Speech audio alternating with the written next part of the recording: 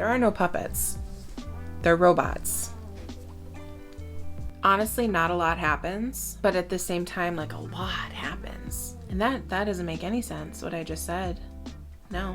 Hey book lovers, I'm Elise and welcome back to my channel. It has been a while. I ended up accidentally taking a hiatus from posting, and I have no excuse aside from I've been in a funk, I've been in a massive reading slump, I've been filming but I have not felt like editing. I very much apologize for this very delayed June reading wrap up. Nothing much is new with me at all. I haven't really felt like reading. Not that I haven't felt like reading, but when I am reading, I'm not getting into. I'm just not like enjoying it. I haven't had a 5-star read since May. It's been disappointing. I'm hopeful that I'll get out of this funk soon because I have a lot of footage to edit for you guys and I have lots of video ideas that I really want to get to. So anyways, let's talk about June.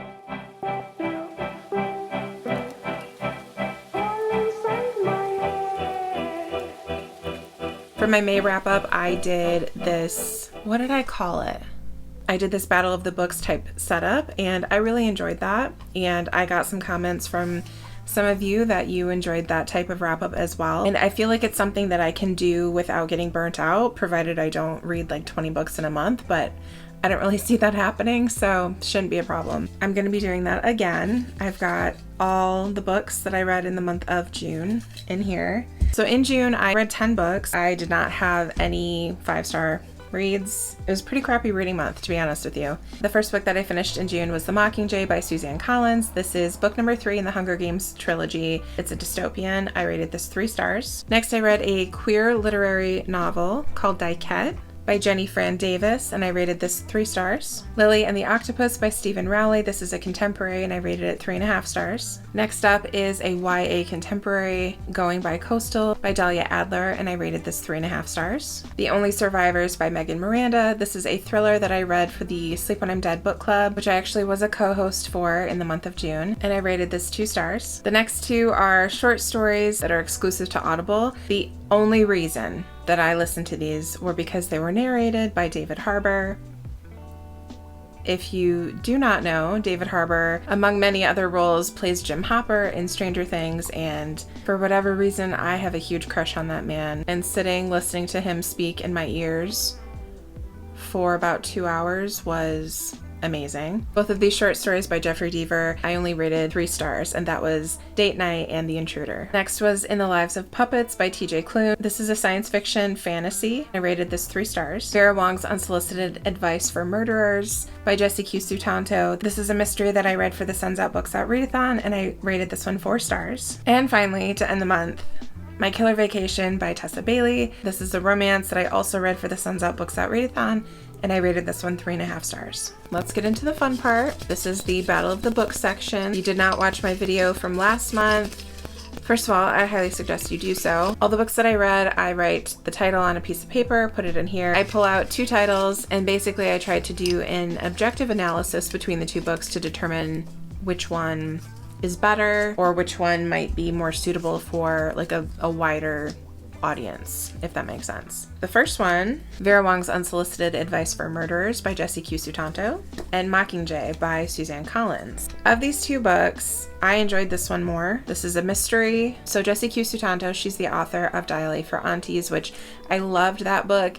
Did not like the sequel to that. I actually just found out that there's a 3rd one coming out. So I'm really excited for that. I have high hopes. Because I didn't like the sequel to Dial A for Aunties, I was really nervous about this one. Oh, I read this not only for the Suns Out Books Out Readathon, but this was also the June pick for the Cozy Hollow Book Club, hosted by Rachel over at Happy Go Lovely Sleeves. So this follows Vera. She's a 60-year-old Chinese mother. Her son is all grown up. Her husband has passed away. So all she really has going for her is her tea shop, and she wakes up at the same time every morning, and she has like a very structured routine for herself. So she gets up, she gets ready, she goes for her walk, and then she gets back to her tea shop and she opens up for business for the day. One of the days, she comes upon a body in her tea shop. She, of course, calls the police, but she does not trust the police to do a good job in this murder mystery. The police believe it to be an accident. She's convinced that it's not, so she takes it upon herself to investigate and even goes as far as to identify suspects and get to know them and really kind of dig into their lives and poke and prod until she can determine if they're guilty. This was a really cute read. It was funny. It was very funny. I laughed quite a bit.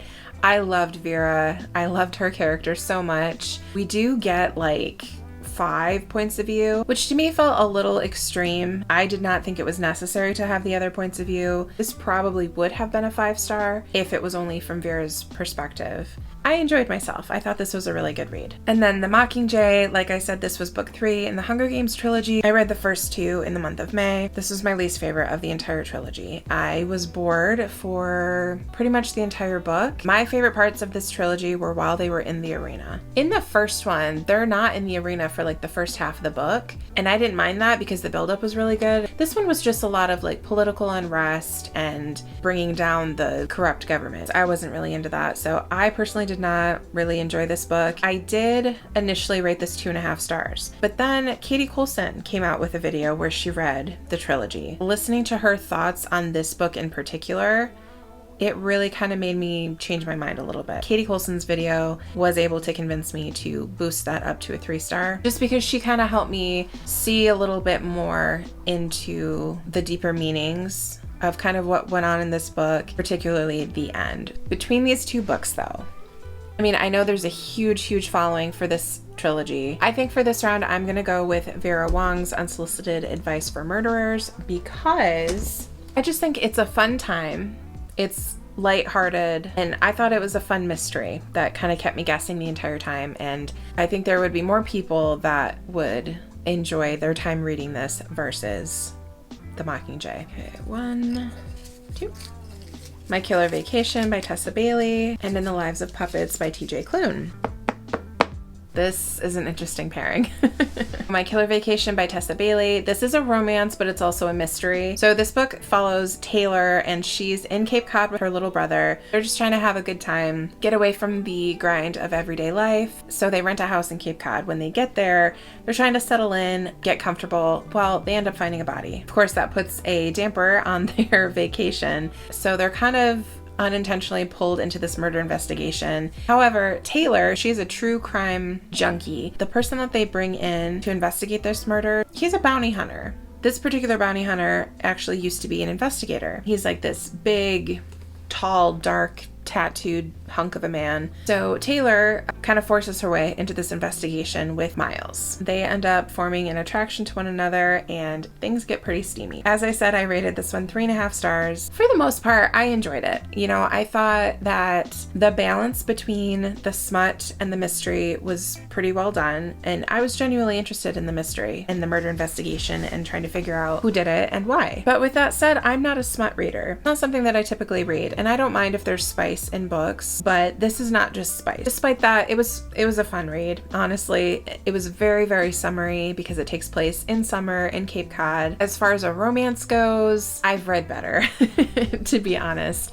And for me, the big thing with romance is, do I fall in love with the love interest? And that didn't happen here. I had no interest in either of these people in a romantic way. In the Lives of Puppets by TJ Klune. Like I said, this was a science fiction fantasy, and it's pretty heavy in both. This book follows Victor, and he is a human living in a world where humans no longer exist. Victor's existence is secret and dangerous. In a strange little home built into the branches of a grove of trees live 3 robots: fatherly inventor android Giovanni Lawson, a pleasantly sadistic nurse machine, which is Nurse Ratched, and a small vacuum desperate for love and attention, which is Rambo. They're a family hidden and safe. Then one day, Vic salvages and repairs an unfamiliar android labeled Hap, and he learns of a shared dark past between Hap and Geo, past spent hunting humans. When Hap unwittingly alerts robots from Geo's former life to their whereabouts, the family is no longer hidden and safe. Geo is captured and taken back to his old laboratory in the city of Electric Dreams. So together, the rest of Vic's assembled family must journey across an unforgiving and otherworldly country to rescue Geo from decommissioning, or worse, reprogramming. So there's a lot of adventure in this. This book has been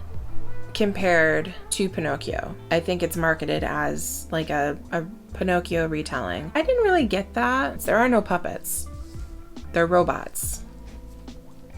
That's misleading. But what I did get was the movie Robots and also like iRobot, an interesting combination of both of them. One thing that I did not like about this book, it is very, very, very, very heavy in sexual innuendo. When I first started the book, it was funny. It was funny, especially the banter between Nurse Ratched and Rambo. It is very funny. But then after a while, it kind of got old. And there's some scenes like at the end that honestly made me a little uncomfortable. And it's not that there was smut in here. There was no smut. There was nothing like that. There's no scenes of activities taking place.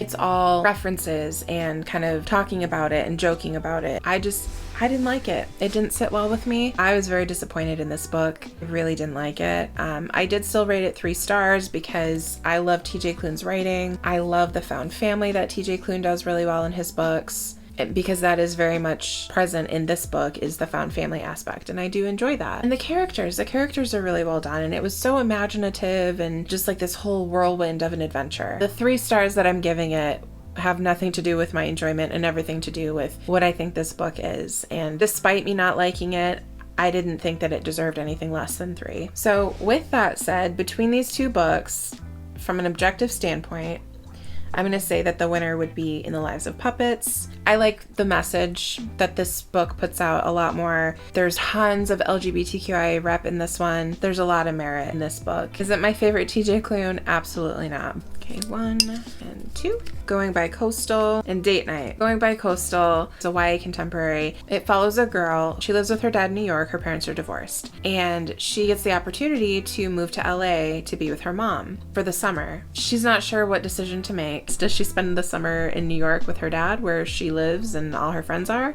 Or does she take a chance and spend the summer with her mom in LA, interning for her mom at this big company that she works for? The book does this really creative thing where it actually gives you both storylines. And the character, I think she identified specifically as bisexual. In New York, she meets this girl. Well, she doesn't meet this girl. It's like this girl that she's kind of had her eye on for a while, but she's been too shy to like talk to her, say anything. So there's kind of a love story that develops there. But then in the storyline where she's in LA with her mom, she meets this guy. Their love story progresses. So it's like 2 different love stories, and it's like every other chapter jumps back and forth. It was the creativity of getting to see both storylines and how each would play out. I liked that, and it kept me interested. Date Night by Jeffrey Deaver. This one follows this guy. I think he's like a legal counselor of some kind. He is talking to this man who is on death row for murdering women. The whole conversation that they're trying to have is basically this guy is trying to see if there's anything that they can do to keep him from being executed. Very dark, and there's a bit of a twist at the end, which I enjoyed. Of the 2, Date Night and Going by Coastal.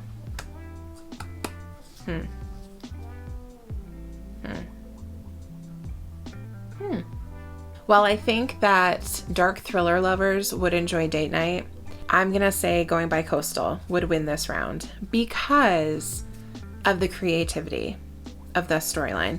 Granted, that's not new, that's been done before, but I've not seen it happen in a book before. Especially with it being YA, this book could be enjoyed by a wider audience than the darkness that takes place in Date Night. The Intruder, which is the other short story, Lily and the Octopus. Okay, so The Intruder, that was the other Audible short story by Jeffrey Deaver, narrated by David Harbour.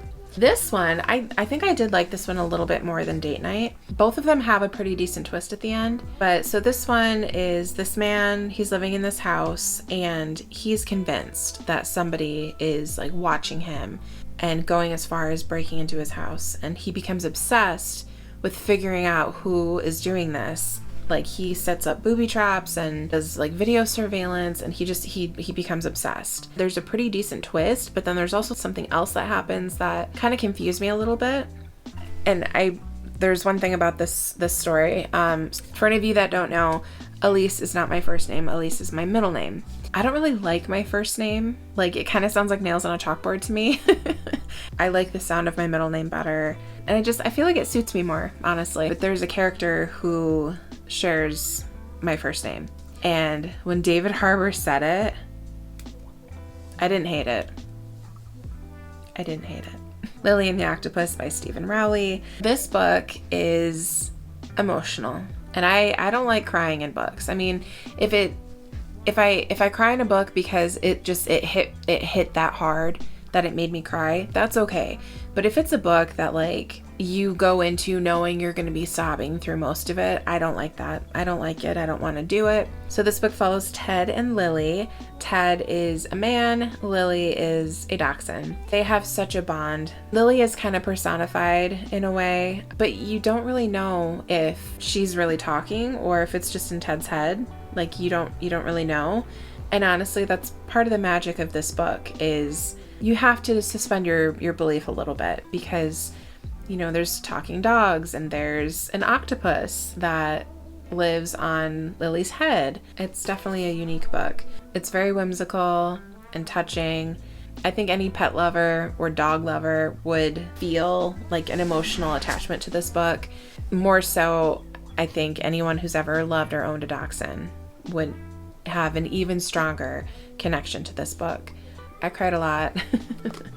So between The Intruder and Lily and the Octopus, I'm going to say Lily and the Octopus is what I would recommend more people read. So The Only Survivors by Megan Miranda and Diquette by Jenny Fran Davis. Diquette is a literary novel, and it's a very, very real and raw slice of life look at two lesbian couples.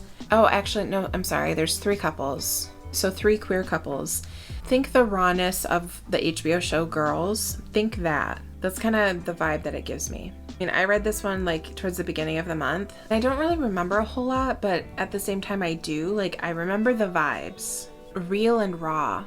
That's like the best description that I can give you for this book. Honestly, not a lot happens, but at the same time, like a lot happens. And that doesn't make any sense, what I just said. No. So these 3 couples, they all kind of have like a weird relationship. Like none of them are like best friends. So it's like a weird acquaintanceship, I guess. If I remember correctly, I think this takes place like kind of over the holidays. But they go stay at this house. It's like an older, successful lesbian couple. I'm pretty sure that the house is theirs. And then the other 2 couples are younger. One of the characters uses multiple pronouns. They use he, him, she, her. They also use they, them. I was so confused because I was like, is this a typo? Like, not confused like I wasn't understanding. I legit thought that there were typos in the book. I actually don't even remember if I realized it while I was reading it. I read some reviews of the book, and there were people who caught on a lot better than I did, who identified the individual as somebody who uses, you know, multiple pronouns. So once I realized that, it became a little less confusing. I almost feel like there could have been a way, like at the beginning of the book, like, hi, I think the person's name is Jessie. Like, hi, I'm Jessie. These are my pronouns type thing. Because I mean, that happens in books and movies and shows, and it's a very introductory type thing. But at the same time, that was a ballsy move. I don't know, like, it's my biggest complaint, but I'm also really impressed by that decision. So kind of like the big message of this book was that it focused a lot on feminine and masculine dynamics, but also queers of different generations. Because like I said, one of the couples was much older than the other 2 couples were like millennial or even Gen Z maybe. So I took notes of these people and like their characteristics. So Sasha and Jessie, they are the main characters. Sasha is a bitch, and she's kind of a terrible person, honestly, and she needed constant validation. She even said that she loves when her friends and loved ones are miserable because it makes her feel better about herself. And she was like really annoying, really immature. I did not like her. And then her partner, Jessie, is very chill and laid back and identified as a butch, non-binary individual who used she, her, he, him, and they, them. And then Jules and Miranda, they are the older, successful lesbian couple who own the house. Within this couple, Jules is the more laid back, chill vibes kind of person, And then Miranda, she's more uptight. She works a lot, very type A. Darcy and Lou. She's an influencer, so very obsessed with her looks and getting her content out. Lou also identified as butch and used the pronouns they, them. So, and it seems weird to give you such a detailed summary of who these characters are, but honestly, that is a big portion of the book. Who identified more with their feminine energy and who identified more with their masculine energy. It's interesting how relationships work like that between people of multiple genders and sexual orientation. And honestly, I settled on a 3-star because I didn't love it, but I didn't hate it. It's kind of one of those books that a couple years from now, I'll look back and be like, yeah, that book was interesting. It made me feel this way. But I love when books do that. The Only Survivors by Megan Miranda. So this is a thriller suspense about a group of people who experienced this tragic car accident when they were like seniors in high school, and a lot of their peers and teachers passed away from this accident. So to kind of commemorate that and be there for one another, they started coming together every single year at this house in the Outer Banks. But then one of the people of this group passes away, and a lot of things kind of, like, I don't even want to talk about this book again. If you really, really, really want all my in-depth thoughts, check out the live show for this book over on Jessie's channel, Reading with Jess. She's the host of Sleep When I'm Dead Book Club, and I was her co-host for the month of June for reading this book. Pretty unanimously was not enjoyed by most of the people that read it in the group, but it made for a really good discussion. So yeah, there was a lot to talk about, so I definitely suggest you check that out. I'll link it down below. It's my first Megan Miranda, and I wasn't impressed. I was really bored of these two books. I'm going to say that Diket would win this battle. I understand the content of this book is not for everybody. However, I have evidence that this book was not enjoyed by quite a few people. And I think that the topics discussed and the overall message of Diket are important and valid. If I had to recommend one of those two books, I would recommend Diket. So now that we are done with round one is the longest because I have to go through the synopsis and my overall thoughts of the book. So round 2 and beyond goes a little bit faster. We've got In the Lives of Puppets versus Diket. Both have LGBTQIA plus representation in a very diverse way. So it's not just, gay, bi, lesbian. There's non-binary, there's trans, there's ace. But from an objective standpoint, I would say that In the Lives of Puppets would probably be a book that more people would enjoy. This one has more of a storyline, whereas Diket was very, like I said, very slice of life, very raw, very messy. Not a lot really happens plot-wise. Whereas this book has adventure, this book actually has a plot that you can follow that kind of keeps you guessing on what's going to happen and how it's going to turn out. Because this has like a more typical storyline progression, much more likable characters in my opinion, I'm going to go with In the Lives of Puppets. Going by Coastal versus Vera Wong. Okay.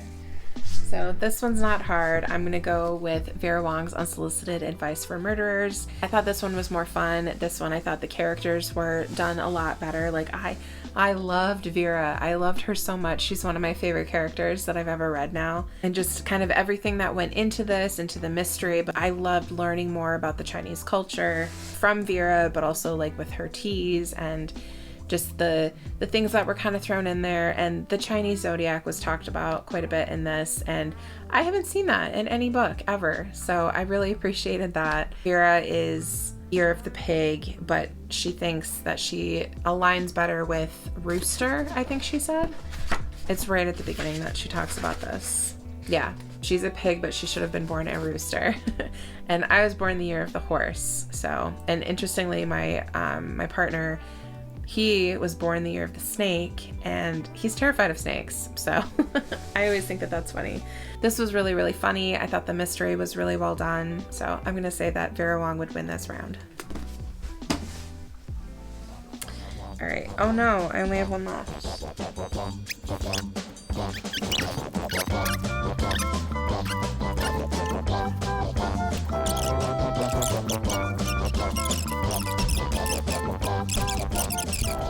So just had a math lesson. Last month when I did this for my May wrap up, I started with 16 books. Okay, that's an even number. Round 2 was with 8 books. Round 3 was with 4 books. Round 4 was with 2 books. That got us our winner. I had 10 books for June. So I had 10 books for round 1. How many books do I have for round 2? 5. It's an odd number. I've been sitting here for so long trying to figure out which one I'm missing, because for round 2 I have to have even numbers. It did not occur to me that in later rounds I would have odd numbers. So I don't need to work so hard to read an even number of books every month, because it doesn't matter. Lily and the Octopus versus In the Lives of Puppets. I think I'm gonna go with In the Lives of Puppets again. Even though I rated this higher than In the Lives of Puppets, I do think more people would enjoy this. There's more adventure, there's a lot more characters, and there is humor. Yeah, objectively, I think this would be enjoyed by more people. Which means the final 2. Okay, that's fine. That was a weird way to do it, but that's fine. So, the last 2.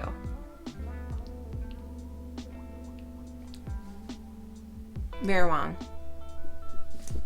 Vera Wang's Unsolicited Advice for Murderers. Now, last month, the book that I deemed the winner of the Battle of the Books was not my favorite book of that month. But this month, it did work out that of all the books that I read, the book that I think objectively most people would probably enjoy did turn out to be the book that I enjoyed the most that month. Thank you so much for joining me today. Let me know in the comments down below if you agreed with my selections for the Battle of the Books, or if you think I made a wrong choice anywhere along the lines. Let me know. And also, tell me what your favorite book of June was, because I need a 5-star read in my life. It's been way too long since I've had one, so if you have one, let me know, because I want to read it. Please remember to like and subscribe, and until next time, bye!